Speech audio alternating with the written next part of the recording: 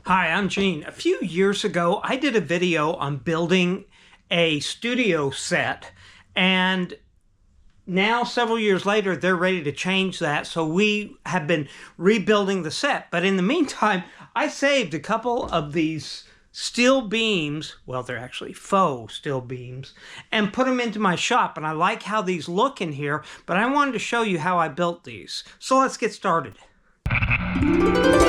When I built the I-beams are actually built out of pre-primed 1x6s with a 1x4 in between to make the beam. I started by painting all the material a battleship gray. The paint I used was a flat latex, and I just kind of hand mixed it from a lot of paints that I often buy from the big box lumber stores in their Oops paint sections. These are paints that have been mixed to the wrong color or that the customer never picked up, and they sell them for a fraction of the price, and you can mix them up, and trust me, gray is real easy to reach. So after mixing that and painting all the panels, I allowed it to dry and then came back and assembled the beams.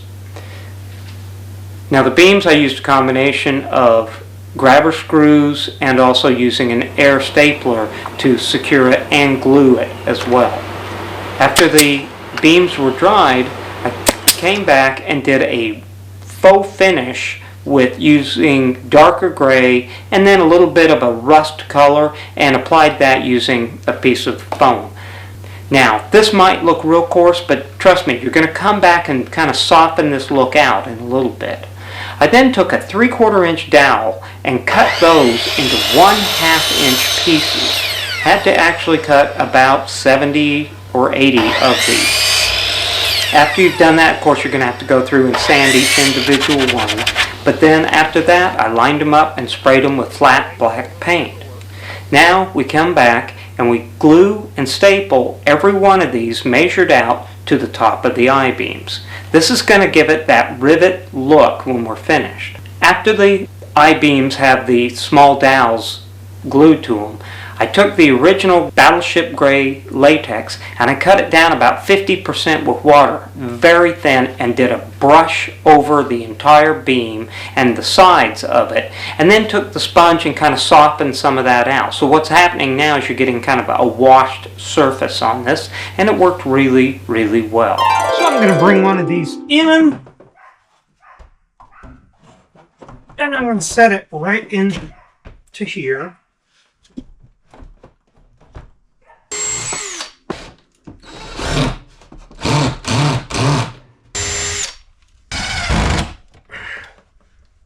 Alright, there it is.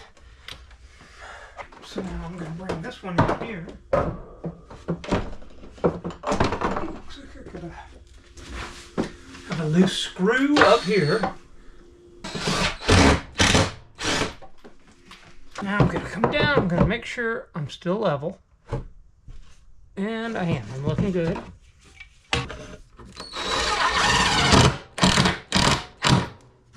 There. Put one up here.